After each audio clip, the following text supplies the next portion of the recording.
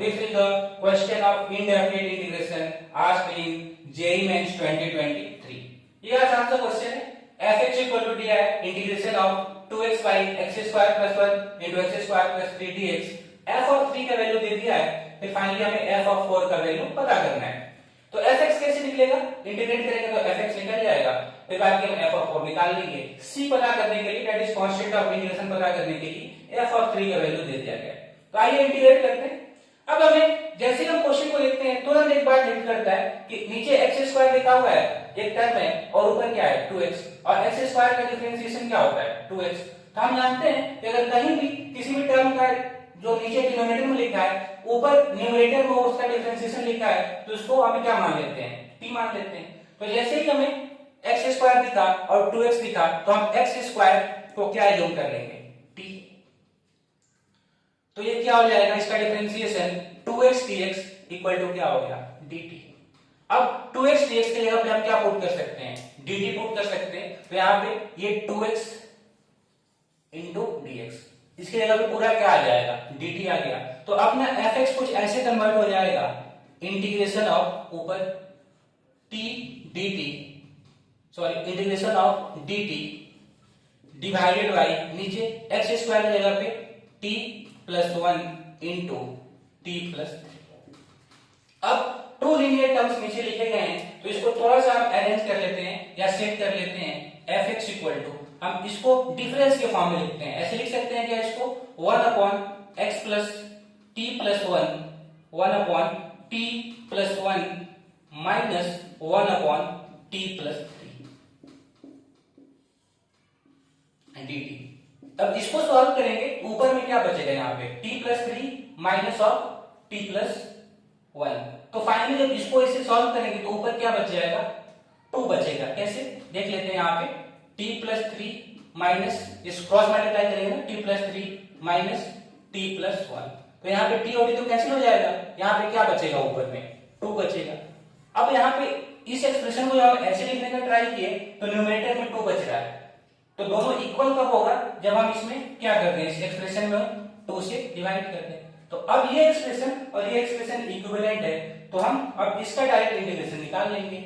इसका इंटीग्रेशन क्या हो जाएगा, fx इक्वल टू 1/2 इंटीग्रेशन, अब दोनों को अलग अलग कर लेते हैं 1/t plus 1 dt minus integration of ये 1 अपॉन t प्लस 3।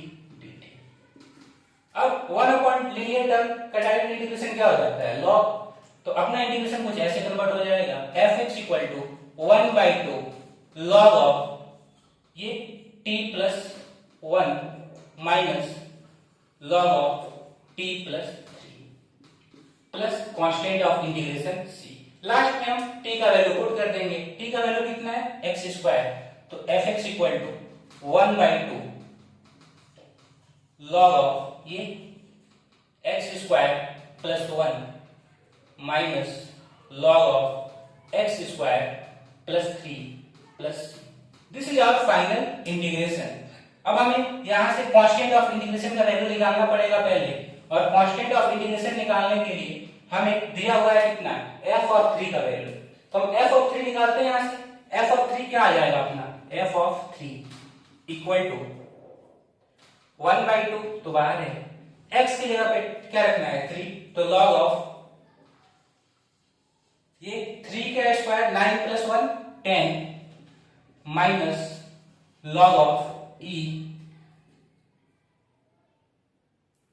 3 का स्क्वायर प्लस 3, तो 9 प्लस 3 12 प्लस c। अब हम इसको लॉग का प्रॉपर्टी लगा देते हैं fx equal to 1/2 log a minus log b, log a by b, that is log of 10/12 plus c। इसको थोड़ा सा कैंसिल कर लेंगे, 2 से 2 5 से 10 2 6 से 12, तो फाइनली क्या हो जाएगा fx equal to 1/2 log of 5, फिर अलग अलग कर लेंगे log a by b, log a minus log b, log 5 of minus log of 6 plus c। ये हमारा आया फाइनल इंटीग्रेशन।